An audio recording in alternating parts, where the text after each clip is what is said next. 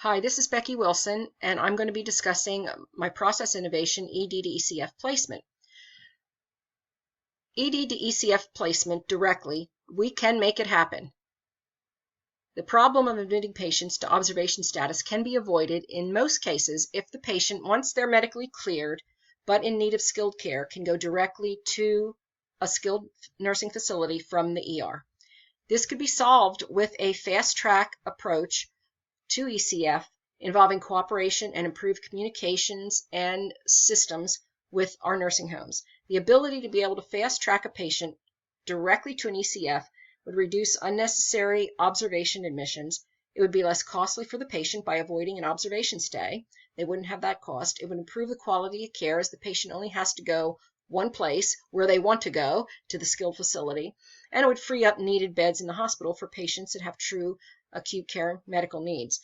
The solution involves developing a network of preferred providers of nursing facilities that would participate under certain conditions, the most important one being that they will accept our patients all days of the week and all hours of the day. This would be an advantage for everyone involved. It would be faster for the patient. It would be faster for the physician. And it's unlike any process that's in place at any hospital that I could find. For more information, you can contact the ED case management team at the number on the screen. Identifying the problem. The ED case managers have noticed an increasing number of patients that are brought to the ER simply because they need nursing home placement. They may be sent there by the PCP office, by home care, by dialysis, by the nursing home itself if they're in personal care. Admitting a patient to the extended care facility directly from the hospital ER would be advantageous for everybody involved. So we being the ED case managers, discussed this concern with our leadership, and they wanted us to start off by tracking the data. How often did it happen and why is it happening? So we began collecting data last June of the number of preventable admissions that could not be discharged from the ED because they needed ECF placement, and also what the barriers were that we were encountering in trying to place those patients from the ED. We discovered that we average about 17 patients per month that would be preventable admissions if we could have gotten them placed in a skilled nursing bed. The barriers we identified in order of how often they occurred were new placements from home. They're by far the most difficult. A facility where a patient may be in personal care or independent living and the facility is not able to increase their level of care for whatever reason. One of them could be the next one. Facility doesn't accept new patients on evenings and weekends. I find that frequently. Insurance authorization is needed, which requires PT and OT, which is only available to us Monday through Friday, 8 to 4. So the solution is to streamline this whole process for ED to ECF, which includes involving a number of areas. First of all, we as a team need to educate the ambulatory care management team and the PCP offices, in-home services, dialysis, how to assist or where to direct patients other than the ED to get them placed in a nursing facility or to set up home services.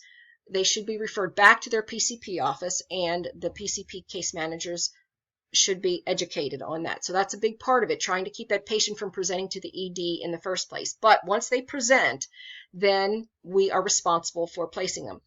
So we need to do several steps, develop a preferred provider network that will cooperate with us in placing new patients.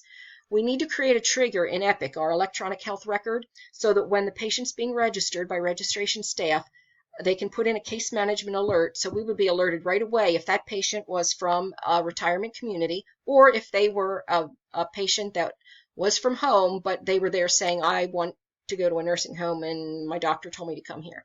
We would need to work with the IT department to set up that trigger, and we need to work intensely with the nursing facilities to have alternate plans for their personal care and independent living residents if they can't accommodate them in skilled care for whatever reason. And also the insurance authorization process. there's no law that says that the hospital has to get the insurance authorization. However, it's always one of those things that's always been that way. So we need to standardize that the nursing home can accept the patient if it's over a weekend, get the PTOT evaluation needed for insurance, and get the authorization on Monday. So we need to get the nursing homes more involved in part of that process. And the ED case managers should have some scripting so we're all giving the same message. The resources we would need would be management support, IT time to develop that case management alert, cooperation from the skilled nursing facilities, that's the biggest one, PCPs, ambulatory case management, financial resources, which should be minimal, mainly some manpower to get it set up, the physician support, and of course a case manager would continue to coordinate it. The framework for innovation, the patient's going to benefit from avoiding the cost of the observation stay, improve quality of care, and improve patient satisfaction. Quality, we need to get medical clearance. That's important. The patient must not have any medical needs. If they have medical needs, they'll need to be admitted. The costs I had gone over before, reduce costs by avoiding unnecessary admissions. Patient safety is maintained by procuring an ECF bed. The efficiency is the fast track plan itself for our patients and procedure for off hours. And the outcomes, the streamlined, efficient process for nursing home placement will benefit the patient. The process recap, the current process now of trying to place a patient in an ECF from the ED is very time consuming, and we're unsuccessful most of the time. So this new process, when it's implemented, our goal is to reduce preventable admissions by 50% by the end of the year. I think this will be a win-win for everybody.